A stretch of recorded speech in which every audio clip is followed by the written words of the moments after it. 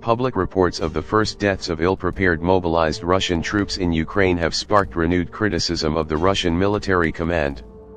Russian media reported that 5 mobilized men from Chelyabinsk have already died in combat in Ukraine just 3 weeks after President Vladimir Putin's declaration of partial mobilization on September 21. The report led many pro-war mil bloggers to claim that the number of dead and wounded among mobilized servicemen is likely higher than this due to lack of promised training, equipment, unit cohesion, and commanders, as well as repeated instances of wrongful mobilization.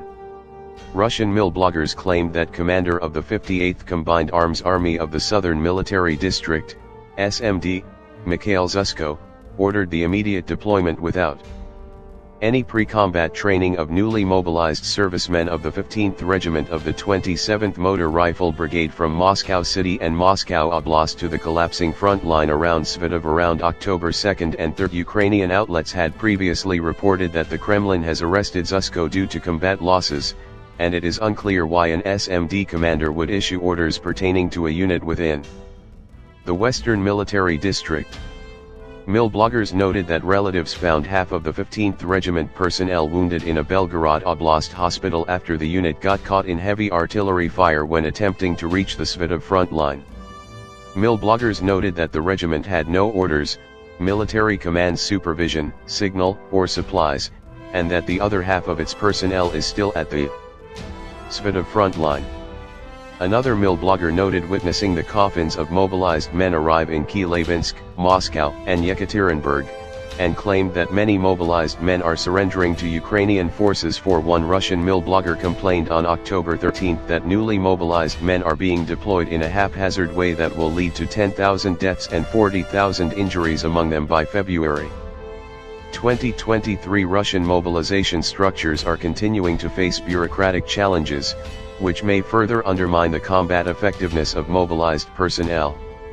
Mil bloggers claimed that the Russian Ministry of Defense, MOD, did not set proper conditions to integrate and monitor the deployment of mobilized men at the front line. 6 Russian military units reportedly disperse mobilized men among different units without keeping proper records of their deployed locations on the front lines, causing families to complain to military leadership.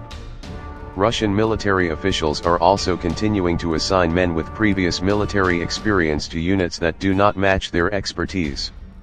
One mil blogger even warned that Russian MOD's inability to properly update families of the whereabouts of their relatives will lead mothers and wives to form human rights groups that will break Russia from within. ISW cannot independently verify mil blogger claims, but the community has been proactive in highlighting the Kremlin's mobilization since the day of its declaration in hopes of improving the prospects of the Russian war in Ukraine. ISW has also previously reported on a video of mobilized men from Moscow Oblast in Svidov who complained about their lack of equipment and deployment to the front lines without proper training, which corroborates some mil blogger reports. The persistence of such complaints supports ISW's assessment that the mobilization campaign will not produce enough combat-ready Russian personnel to affect the course of the war in the short term. The Kremlin's rapid deployment of mobilized servicemen to the Kreminna-Svidov line may also indicate that Russian President Vladimir Putin is willing to throw away the lives of mobilized men in a desperate effort to preserve a collapsing front line.